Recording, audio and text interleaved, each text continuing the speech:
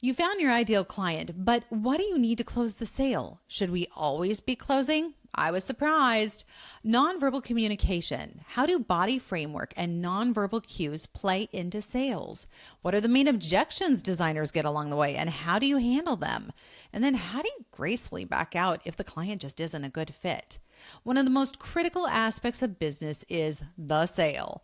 Grab your pen and notebook because you are in for a treat today as Nancy Ganzekaufer joins us for a conversation about the who and how of sales. Nancy is a coach, speaker, body language trainer, and author named one of the top New York coaches in 2022. She specializes in marketing and sales strategies, helping her clients maximize their profitability while identifying and serving their ideal clients with confidence. When Nancy is not interacting with her clients, she spends quality time with her family, listens to music, hikes, plays pickleball with her friends, and travels as much as she can. Be sure to stay until the end as Nancy shares one of the most essential tips for your closing the sale and keeping the client.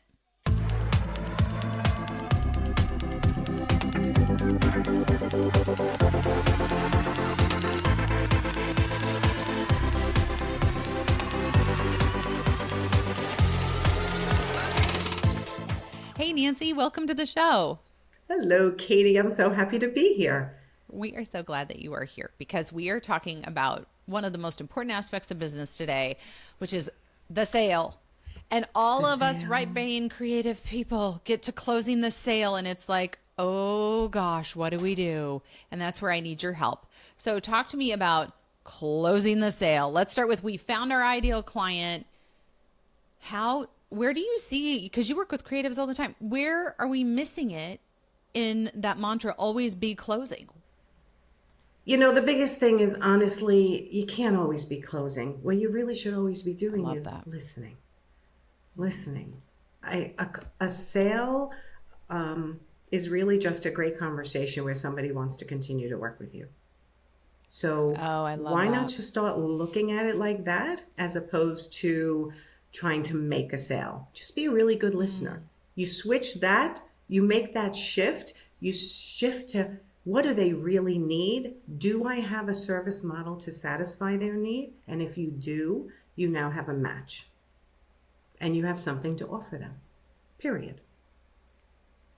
So where do you see it go off the rails most often? We're not listening. We're always closing. Where else are we missing the boat when it comes to closing? We're kind of starting with the bad examples. You know what it is? It's not that you're always closing, you're always talking. So I was an art framing and accessory consultant for 17 years in the homes with interior designers, watching and listening to them try to sell what they've selected, convince the client of their idea, often not listen to the client and get into their own creative space of what I could see this here and that there, and ceiling should be painted a certain color, and you should put a mirror here. And I'm off to the side watching the client and listening to the client. And I'm watching the interior designer be completely off base because they got stuck in their creative mind and didn't stop to really be present in the moment. That's what I think is the biggest problem at the moment, is that everyone's always waiting to talk and not really listening long enough to know what a client wants and needs from you and determine whether you can satisfy it for them. And you are a nonverbal body expert. What do you see?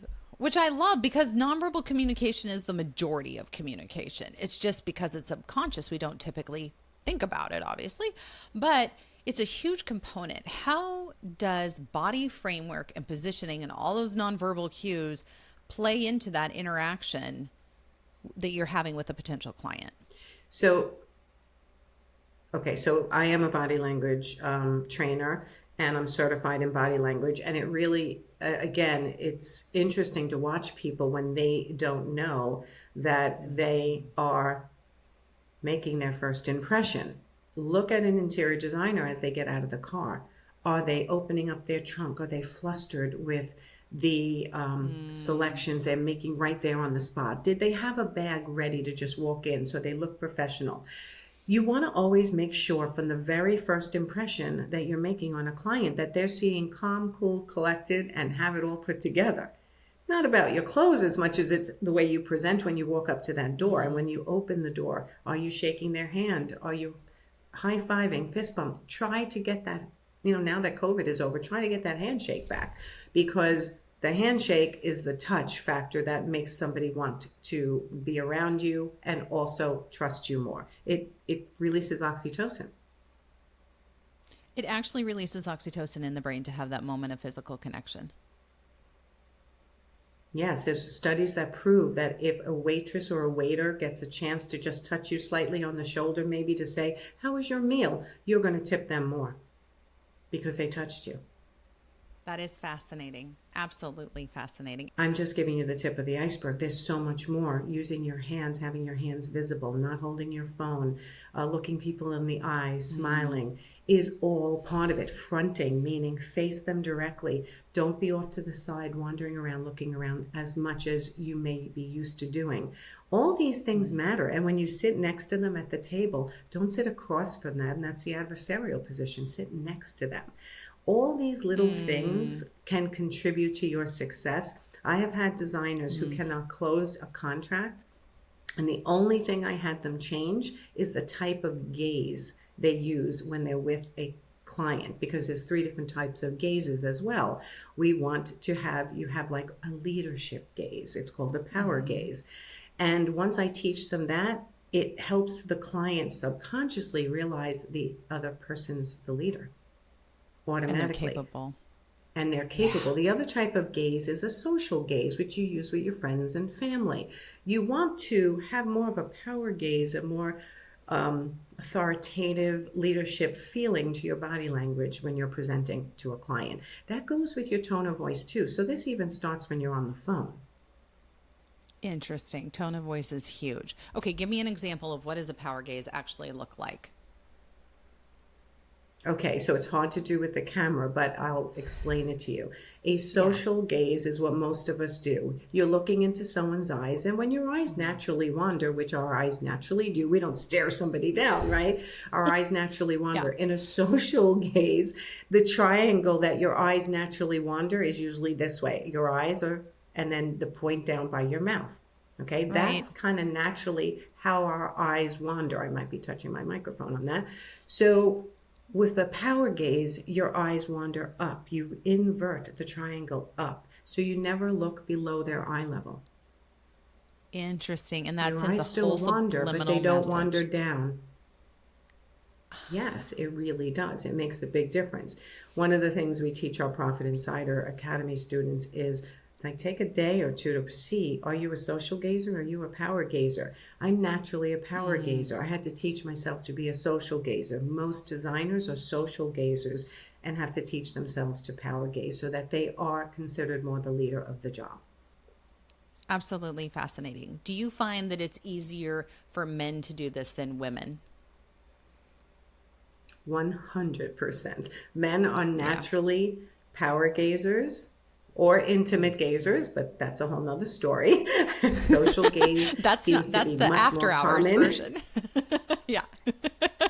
Exactly. We don't usually go over that in business meetings, but I do actually teach it because it's funny. And if someone's looking at you like that, you should think twice and leave the room, right? So it's just the beginning, Katie, right? The body language, first impression, using your hands to help explain things. If you're giving someone choices, say this is her first choice, the second choice, and the third choice. Use your fingers. If you're saying, I don't know your investment level, let's go over some standard prices, and you're saying good, better, best, use your hands to go up. So they actually, what it does is, I'm not explaining it so well, it reduces the cognitive load where they don't have to listen so hard because your hands are kicking in and they actually are understanding you. Okay. So some designers, very much so introverts, start out very kind of stiff and they don't move their bodies a lot. And as we can start working with them, we can get them to be a little bit more expressive in their tone of voice, changing the cadence of their voice, getting to their lower register as opposed to a really high pitch, right? Because some people have a higher voice naturally and it's hard to be considered a leader in that. So you want to learn how to use your lower register. And then, of course, it's getting them to the next stage of the sale, right? Which it's is? not just about, right? Yeah. Well, again, be a good listener. So Yep. I have a formula. It's called the Desire Sales Formula. I don't know if you're familiar with it, but I'm sure your listeners may not be. It is a conversational formula that will get someone to the next part of the sale. So let's say you're getting a phone call that somebody's Yep. interested in your design services. Yep. Most designers, again, don't listen as much as they want to talk initially. They learn quickly not to do this, hopefully. But I say Desire Sales Formula. It's an acronym. So the D, why did they call you? Discover why they called me, right? So you would do your greeting and then say, great, so tell me why you reached out to me. And let them talk a little bit about the job. Don't wait to try to tell them your rates and how you work and how it's going to be and ask too many questions. Just be a really good listener and only ask the questions that are pertinent to where the client is at the moment. Okay? Yep. Then I want you to dig a little deeper and say, can I ask why this is important to you now? Because what happened in their life that suddenly they want their living room done, or that their bedroom needs to be redone, or their kitchen? What that does, that question is key to the sales process, getting them from phone to in-home consult. Because let's say they filled out the form on your website a week ago and you're just getting them now, or even a day ago when they really were emotionally tied to the fact that they needed their living room redone. Now it's a day later, you're calling them and you want to get them back to the emotional state of what they were feeling when they originally, okay? So why did they call you? Let them explain. Tell me about your project. They tell you. Can I ask why this is important to you now? Let them tell you. Okay, so I have the perfect solution for you. What I can do is come to your home. I can spend an hour and a half to 2 hours, give freely of my ideas with my 15 years of experience, or you don't have to say that if you don't have a lot of experience. You can skip that sentence. But I give freely of everything that I'm thinking related to your space. And whether you use me, someone else, or do it yourself, what I share with you is going to save you time, money, and mistakes. How does that sound? That's the I, by the way. So discover is the D. Okay. Why did you call? Right? Can I ask why this is important to you now is the E. Going deep, digging deeper, explanation. Solve the problem for them. I can come to your house and spend an hour and a half to 2 hours and answer all your questions. How does that sound is the I. Involve them. They're going to say, oh my God, that sounds great. Then the R. Reveal that you actually charge for this, right? So excellent. By the way, Thursday at 2:00 available. By the way, right? But now you've got the buy-in. They're like, yeah, that sounds great. Awesome. I'm available Thursday at 2:00. I do charge $350 for my consult, but like I said, it's going to save you a lot of time, money, and mistakes before you move forward even one more step. We ready to book this? And they say, yeah, okay, let's book it. All right, I'm going to send you my invoice. Please process it before the session, 3 days before, 4 days, a week before, whatever you decide as you're the business owner, right? Please process this immediately. And then the E is the excitement. I cannot wait to meet you. Before we hang up the phone, let me get some more information from you, right? You just got in the door by saying, discovering what their project is like. Why is this important to them now? See, here's how I can help you. Reveal the date, time, and charge, and then the excitement. That's it. It works. That's amazing. When I tell you we teach this over and over and over again. Now imagine the same formula when you're in somebody's house. You're discovering that you're letting them talk. Now you're asking questions like, I can see this is important to you. Why is that important to you? You're getting more information. You're getting the emotional tie-in. Now you're sharing solutions. And towards the end of the consult, you're giving them your reveal. What can you do for them? Do you have a service model that fits them? How does that sound? Awesome. This literally works all along the way once I teach people how to do it. Rinse and repeat. And what are the main objections that you find people get along the way where they're going through the formula and they're thinking, this is going so great. And then they're like, uh-oh, side rail. Wait, we're going off course and script here. What do you see as being the potential hiccups that we can say, nope, if you get this response to one of these portions of the acronym, this is what you need to do? So you really don't get anything until the end usually, right? Where they go, wait a minute, you charge for that? Oh, let me go. I have to run that by my husband, my wife, my housekeeper, my mother, the dog. Like people, people ask. So everybody true. instead of just making a I decision. might use that excuse myself when I'm vetting vendors for my own life. I'm just saying. Yeah. I know, right? So that's why you can't get really mad when someone says, like, can I have to run this by my husband? Because that's Mm, their agreement in their marriage. And that, what would you say? Well, why would you do that? Make a decision yourself? Of mm, course not. Of mm. course, I would expect you to run this by your husband. Is there any questions that he normally has that I can Oh, answer for you? So this is what happens, Katie. The minute someone gets an objection, conversation over usually because they panic. We oh, teach people interesting. how to talk about money and objections like they're talking about breakfast, like it's just no big deal. Don't let the conversation end when someone has an Mm. objection. So, we also have a hug objection formula. And the first H is have to ask. If they say something like that, we tell people don't let the conversation end. Ask that key question. Is there anything he or she would want to know? I want to make sure you have full information before going to him. And then you can Mm. ask, are you feeling like I'm the right person for this job or something like that? Are Mm. you excited about this in-home consult? Because you want to make sure that wife or husband is going to their spouse excited, And selling it to them. Yes. right? Yes, because we've all known women who go out to buy a dress for $200, come home with a $500 dress, and they're so excited. The husband's like, oh, okay. And a husband who goes out and buys something that he really wants, then, right? If you're excited enough, you usually can So convince true. your spouse. So I don't want the designer to just go, oh, okay, and hang up. I want them to continue the conversation. And then I want them to say, how about I follow up with you on Thursday morning to see how your Mm. conversation went and if there's any other information you need? Don't just go, all right, I'll wait to hear from you. Like, be very specific. Lead the relationship, lead the sales cycle yourself. Don't let someone else lead it. Well, and especially because they reached out to you because they don't understand this process. They're looking for a leader. Correct. And that is when a designer is too much like, well, what do you like? What do you like? What do you like? Instead of Yeah, taking that no. leadership role and going, this is what I feel, right, is good. When it comes to the sales cycle, though, let's say they just say something like, I just don't have the money. I didn't know it was going to cost, like, Mm. I don't have the money. Okay. So that is often needing to show more value. So I do say in that case, go back to the desire sales formula and say something like, okay, so let me get this straight. You're having an idea to redo your kitchen and you need Mm. someone's advice on how to, like, repeat what they say and bring them back through that desire sales formula because that's getting them Mm. thinking again. Well, yeah, I guess they are giving me value. And then go back to the reveal, what you're going to actually do for them in the house. So you have to resell it on that one. And the last one Yep. is sort of always, I got to think about it. I'm just not sure. Oh, yes. The That classic.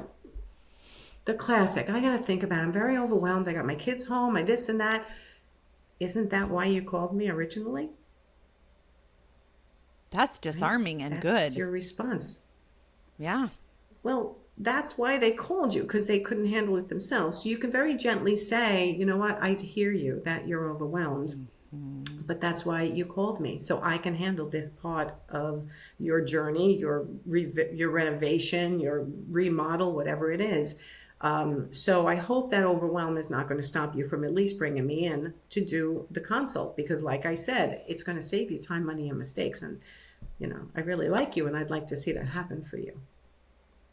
Well, in time, money, and mistakes, nobody wants to lose any of those. Like, we don't want to lose time. We don't want to lose money. We don't want to make mistakes. I mean, that's pretty hard to refute as well.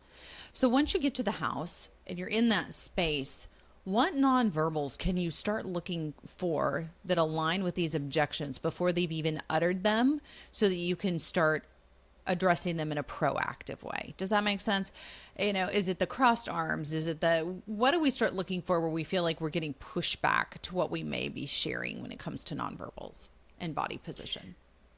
So interestingly enough, part of what you're saying, yeah, folded arms definitely is body blocking if they're not cold. So you have to look for other factors as well.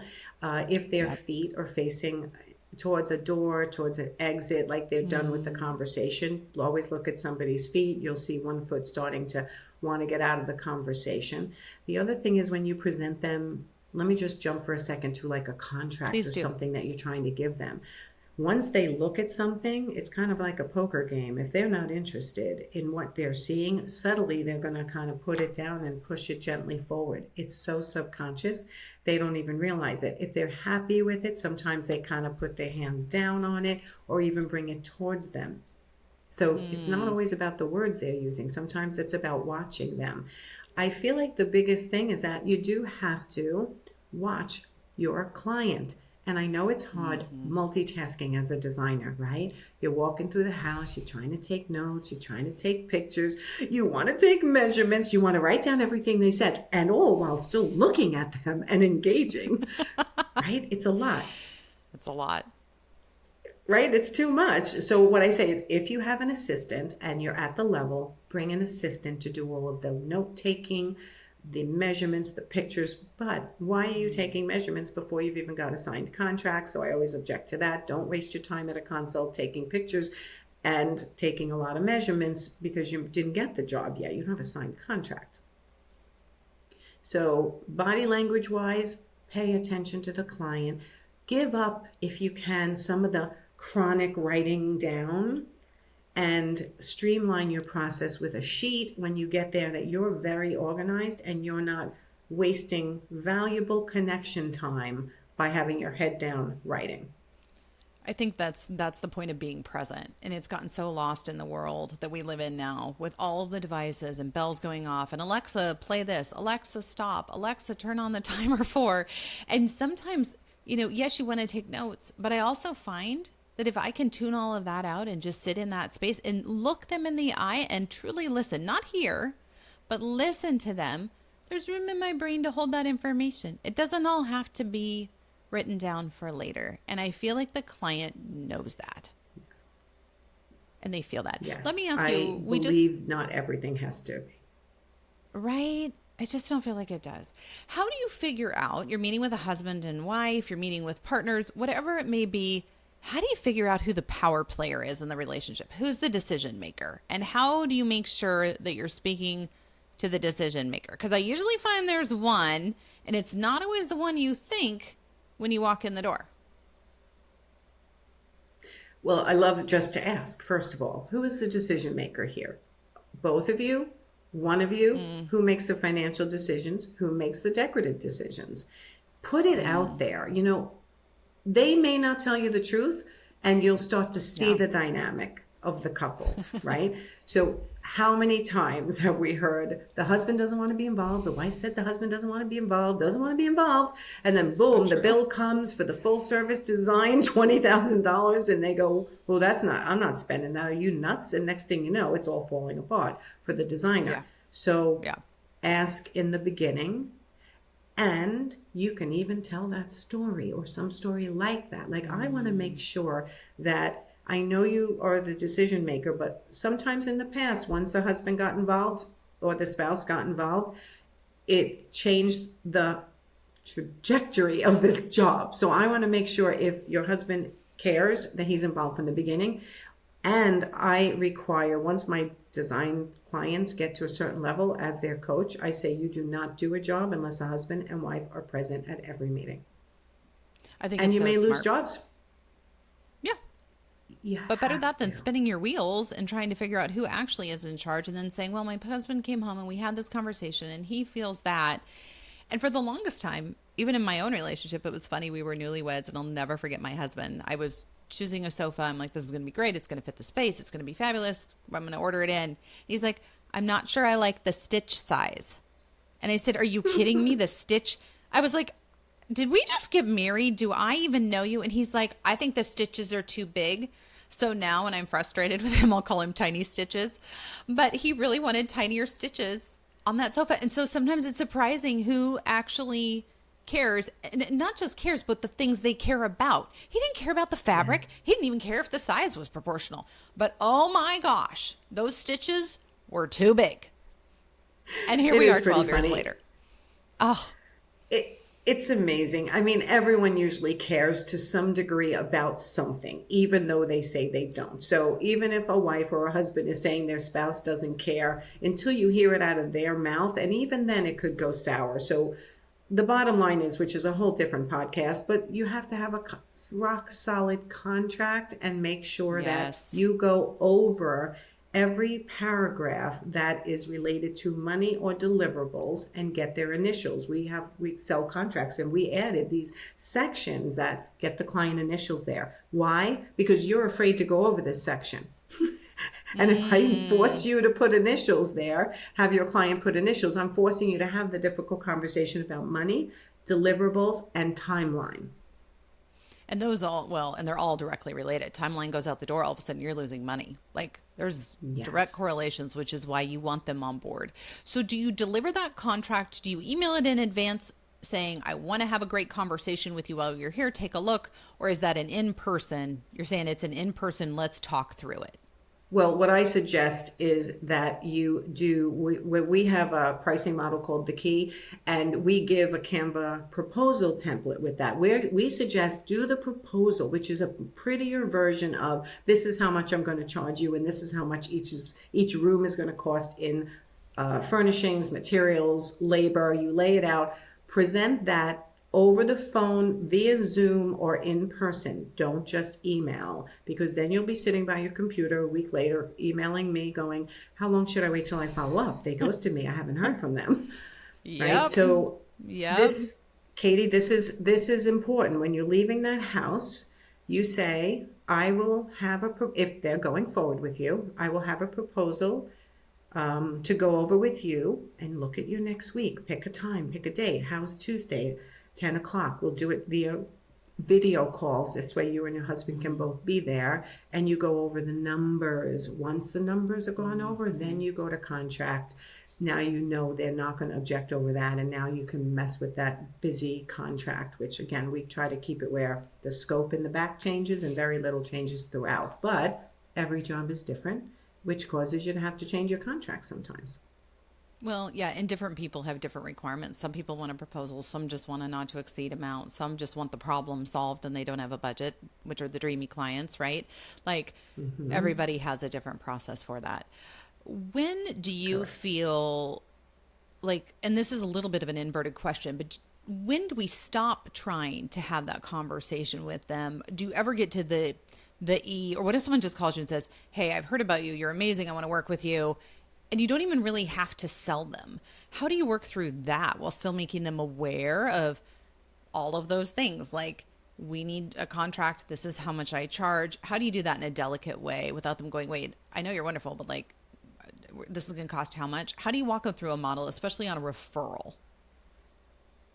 You don't change anything. You basically get them on the phone, do your desire sales formula, get into their house, do your 1.5 to 2 hour consult as you're leaving, as you sit down. Same thing. You shouldn't change your process for each client. Anytime you change your process that has successfully worked for you in the past over and over again, but you get a client who seems different because they came through referral or they're really big and I want to get it, so I'm not going to charge them a fee. Like, no, no, no. Every time you modify your successful process for someone who you're desperate to get, because they're really wealthy or they seem not to care, that is immediately putting you in a position of not leading that job, and you're going to subtly, with your body language, with your tone, with your pace of your voice, come across as desperate. Which is the last place you want to be, because you've lost confidence. Yeah. Stick to the process. You know, it's interesting. I think a lot of times we think of sales as an art form. And not to take the art form away from it, there very much is an art form, I think, to listening and active listening and giving those affirmations. And I hear you. That's interesting. Yes. And the head nods. But it's also very interesting to think that sales can be very formulaic. And you have a problem, I'm here to solve it, and walking them through how that's going to actually happen. It just doesn't feel like rocket science, which I think a lot of people, a lot of designers feel like it is in many ways. Like, oh, am I going to get the client? Well, you might not necessarily have to worry about that if you have an SOP for that. You just have to be conversational and present what you do well. And if the client needs you and relates to you, they're going to hire you. I've heard so many things from designers. Well, then do I offer then my consult fee, then comes off of the job? No, just don't say those words. You've got your consult fee and then you get the job, hopefully. Why? Like, this is luxury service. Not everybody uses an interior designer. Try not to make yourself a bargain basement designer. Anytime anyone has said to me over the phone at a consult that they get on my calendar, I just think interior design should be accessible to everyone and I want to be able to help everyone. Okay, they are not running a profitable business and that's why they're on my calendar. And we have to say, I know you want to help everyone, like you're very nice, but I want you to be kind, not nice. I want you to actually make money. Otherwise, why are you working so hard and stressing yourself out? Like this should be serving your life, not killing your life. So I think learning how to just have a natural, you need me, I could need you Yeah, as well as a client, and I can provide what you need and I can do it really well is the message, and that's going to get you the sale. And then not bailing absolutely. on a conversation that makes you uncomfortable, like the objections we talked about earlier. Don't bail and don't be afraid to do your follow ups. We have a follow up series as well. It's like 24 to 48 hours later, do this. Another 72 hours, do that. In another 72 hours, do that. In a week, you're done. And the idea behind that is don't just keep emailing them. If they didn't answer your first email, then the emails are probably going in their junk folder and they're not getting them. So Pick try up the getting them phone. in other ways. Pick up the Yeah. phone. If they originally reached out to you with a text or social media, go that route if you have to. But the final follow up could be so simple. Is everything okay? I haven't heard from you. I'm worried. And Yeah. that usually will get a response because Well, after COVID, quite frankly, people are concerned about each other. they are. And I think to remember too, they reached out to you because they fundamentally have that problem that does need to be solved. So you're not pestering them. It's that people are busier than they've ever Correct. been. There's more intrusions than there's ever been with technology and relationships. And if you have kids, oh, heaven help us all. There's a cajillion things going on. And so you're coming alongside them to say, I'm still here. Do you still need help? And I think, especially as Yes. women, it can feel like we're being intrusive. Like, hey, it's me again, still here. Like, are you interested? Instead of viewing it from the standpoint of like, hey, when you reached out, there was this problem and I doubt it's gone away. Are you still needing help with that? Can I still assist you with that? Like, I know you probably had a lot on your plate. I just want to one line I love to use is, we've been here for almost 20 years. We're not going anywhere. And it's like, we're still here. We're going to be here for you. And there's also the confidence building of that. I want to go back to what you said too about Definitely. profitability, because I think it was so good. If I find that like as designers, we're really good-hearted people. And you're right. We want to give design Yeah. to everyone, right? But that's just not doable. I think that it can be an interesting thing though, and it's becoming more of a thing, especially with millennials who want that corporate social responsibility and that give back. If you want to give design to everyone, come up with a corporate branch of your business. It doesn't have to be anything like hugely spectacular or overly whatever, but sit down with Habitat for Humanity. If that's something you need to make you tick, understandable. Go find Habitat in your community and say, hey, can I help you with one house a year? What a great marketing tool to use in your business. What an awesome way to give back. And what a great way to still Yes. maintain the integrity of your profession by not discounting your services left and right until you aren't able to put food on the table. And I think there's some opportunities there, Yes. even if you're just a small firm, to do that. Definitely. I mean, we always ask everyone to be involved in one charitable organization that means something to them, but also puts you among your ideal clients, possibly, right? Yeah. So I don't want people just joining the American Heart Association if that's not what drives them. But almost everybody has something in their life that is sentimental to them. And imagine being part of an organization where your skills can help raise money, grow. Possibly Habitat for Humanity is a great tie-in to people who want to help other people. But again, if you can match it with where your ideal client hangs out, they're charitable towards your organization also, you're rubbing elbows with new people. Meeting new people, being a local business is what you need to do in order to keep your local business going. Sometimes you can use social media to do that, but it should not replace in-person networking locally. Well, and that just goes right back to the conversation and where we started in the value of nonverbals. I mean, this is a great conversation, right?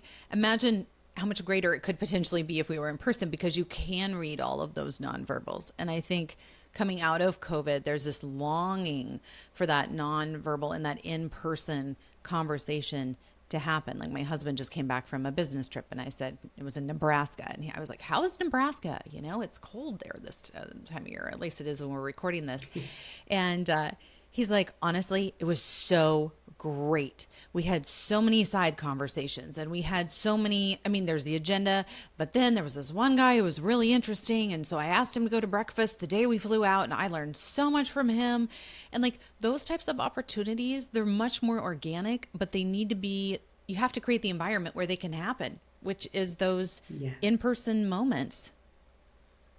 Yes. And I think that when it comes to networking, we get overzealous sometimes. Like we want to go and hand out 10 business cards, 20 business cards, get 20 business cards.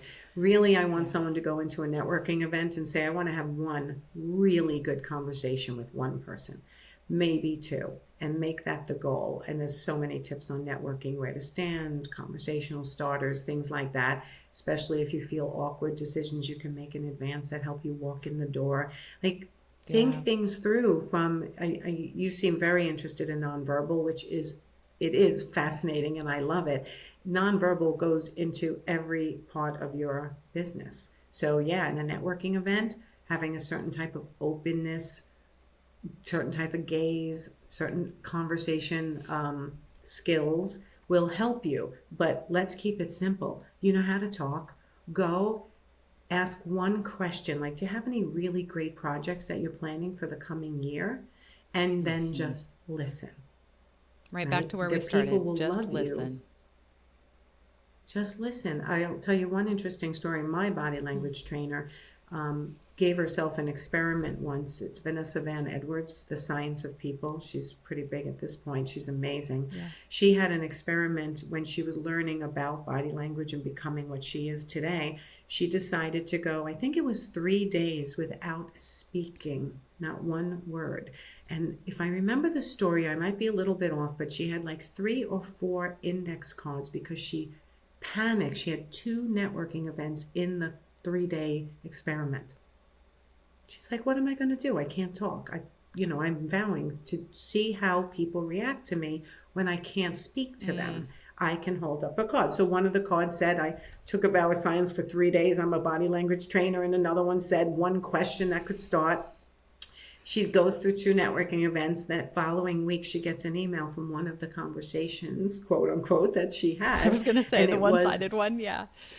The one-sided, it were all one-sided conversations. And literally the email said, it was so nice to meet you. We had such a great conversation. I would love to go out and have coffee with you. She didn't say a word. People just want to be heard. They want to be listened to. They don't want you to jump in to try to give your sales pitch. It will happen naturally when people like you, that they want to help you. So I always tell everyone, just try to be likable. And that's half the battle, because people want to be around you and then they'll ask you questions. What do you do? And be nice. Just be nice. I feel like that's something too that after COVID has been hard. Just in that I feel like a lot of the social norms in society as a whole have been lost. And so to your great point, listening really, really well. And then just being kind and affirming. I think it's so oftentimes, I saw a great mug the other day that said, I'm not giving anybody gifts for Christmas. Instead, they get my opinion. And I'm like, I think we're all opinioned out. Like anybody else, just opinion out. Yeah, I don't want your opinion. Give me a gift. That's what I want. I mean, I'm just saying, right? And I think just to stand in that space and just sit there and let someone speak freely. I have this theory, and I love my therapist, don't get me wrong, but I feel like everybody has therapists because nobody's listening. Like I imagine that my grandmother sat around a table with copious amounts of coffee and just had girlfriend chat. And I don't feel like there's time and space for that anymore because of all the things we've discussed, but just the power of the listen. So, I mean, it's so interesting to think we're going to take sales, turn it on its head. It's not what you're going to say to the client. It's what you're going to hear from the client and affirm. Affirm, and then can you help them or can't you? And then if you can, present your business model, period. You're not trying to change it to get them to be able to afford it because they said they're tight. You're not listening to any of their financial stresses. You're just presenting, to do the job you need me to do, this is how much it costs. Can they afford it or can they not? If they can't, you reduce the scope. You don't reduce your fees or your margins on your furnishings. Like, less clients, more money, higher profitability will give you the time in your life to have conversations with your spouse and your girlfriends, and you take care of your kids. Your business has to serve your life. It's Agreed. crazy when you actually sit down, Katie, and say, how many hours a week do I actually have to work when I have young kids, or when I have older kids who need me, or when I have a parent I'm taking care of, a dog, or this or that, right? Most designers, when I talk to them and they're busy raising families, I'm like, let's calculate how many hours you actually, they are like in tears, like, I only have 20 hours a week to work. I'm like, okay, let's take that 20 hours. 10 of it's going to be working on your business. 10 of it's going to be working on client work. Now, how can we make you $100,000 a year? And that's, we start to back into, how do you get there? How do you get to 200, 300, a million? Yeah, yeah. You said, and everyone be nice, and I agree, but I say it a little differently. I don't want you to be nice. I want you to be kind. Nice people say yes to everything, and they end up burying themselves, and they can never say no to a client or to a friend or anything else. You have to have boundaries if you're running a business, running a family, and running a life. Otherwise, you're the one who's going to be exhausted all the time. Yes. And to that point, I love what you said when you said, don't discount your fees, because then you discount our industry, because now we feel like we're at a used car lot and we can negotiate whatever price we want. And it's the most fascinating thing to me. People find money for what they want in life, pure and simple. Yes. Accept that. Yes. Yes. And don't expect them to be okay spending money in their home when you're all pissed off that they went on a vacation. Vacation is what they value. They may not value their home as much as a vacation. Everybody's value is different. So rather than get upset emotionally every time, just set your system up where you're getting paid to be a really good listener and to present your services and ideas. And then present your prices if you have a service model that fits their needs. And they're going to say yes or no. I know I overly simplify it, but anything that they say in the process, just answer. And I'm going to give one last tip. Don't try to answer questions they haven't asked yet, because often a designer will bring them too far down the line.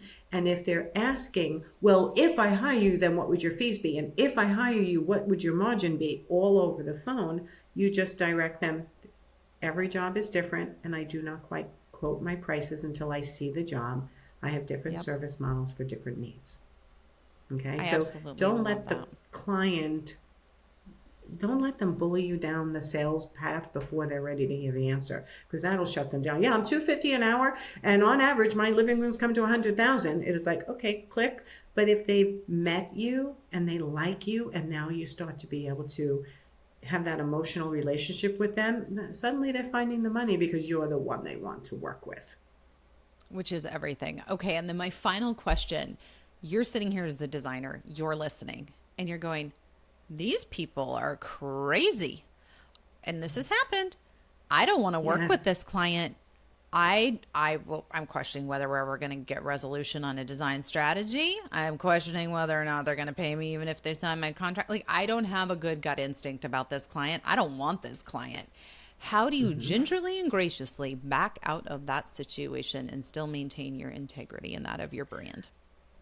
So we have come to the end of our consultation. Is there any other questions I can answer for you? No, that's great. Okay, great. So let me know if you need anything else, and walk out the door could be one way. You just don't offer them anything. But if they say, well, how do we continue to work with you? What you would say is, actually, after seeing your job and meeting you guys, I have to say that I'm not sure our firm is a good fit for you. But you have to have a reason why. You don't have to, but you should, I feel, because it's awkward if you don't.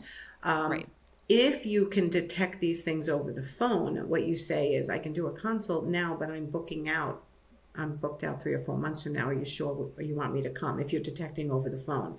But if you're in person, we have a nice little script in our essentials and our lessons and our membership site that says that we don't feel we're a good fit, but we wish you the best. So that could always come after as well.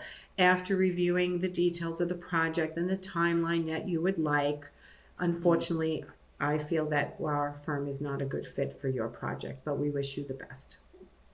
It's your company. You don't want to work with somebody, don't work with them. And don't feel like, well, I did the consult, so now I have to. No, you don't, as long as you gave them value at the consult. Refer That's to a what you got paid to competitor do. or not? So it depends. If you have a competitor who you really know is a great designer and you're willing to give them some, and you know the person has red flags and they don't mind, sure, refer away.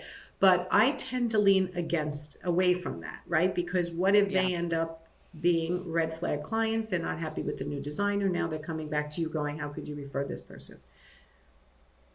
Makes complete sense. Nancy, a great conversation. Thank you from the bottom of my heart for taking something that I think feels like nailing jello to a wall to most designers and saying, we got an SOP even for sales. It's a great conversation, especially about the nonverbals. Yeah, to have a script for certain conversations, having a standard operating procedure, an SOP for other difficult things keeps it from keeping you awake at night. Yeah, you can sleep and get those hours So back it's because important. systems work when you don't. Exactly. Love it. Thank you so much, Exactly. sweet lady. You have a Exactly. great day.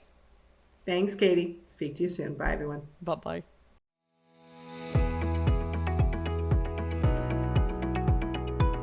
Welcome back to Colorful Questions. I have another great one for you today from an audience member who said, I don't feel like I'm salesy. How do I still land the job? Oh, I love this question. I think there's so oftentimes the concept in our head of the sleazy salesman and like, oh, we have to sell our company and oh, we have to close the client and oh, we have to. And you don't, as you heard from Nancy today, which I think is so great. It's not so much about what you are saying, it's about what you're hearing and listening and digesting internally about this potential client. So, first of all, I think that takes a huge load off. Also, focus on the value you're providing them, right? Like they reached out because they did have a genuine need. You can provide a value and you can really help them. I think when a client or potential client senses that we're being authentic and that we're actually there to help and provide value and help relieve whatever pinch point they're at, they intuitively know that and they will sense that. And there's a confidence that they will then have in you and your ability to do the job. Also, just build a relationship. We're all people, right? What are their needs? What are their wants, as you heard today? But who are they? Do they have kids? Did they grow up in South Africa? What is it that makes them tick? Everyone's unique and has a unique story. You might as well have an opportunity to learn about that. And that will help them feel validated in who they are and their ability to work with you as well. Educate and inform. That's a lot of what we do in our industry is educating in a kind and nurturing and loving way. As we always say, you don't know what you don't know. For these clients and leads coming to you, they don't know. But if you can come alongside them and educate them on the process and how you work and the why and explain that, not only are you giving them data that really helps them as individuals make good decisions, but it sets you apart from the competition because not everybody can do that. But when you can, they understand you know what you're doing and they should trust their project to you. Thank you for the great question. Thanks for letting me jump in. If you have more like these, make sure and submit them. Check out the show notes. We'd love to hear from you. Thank you.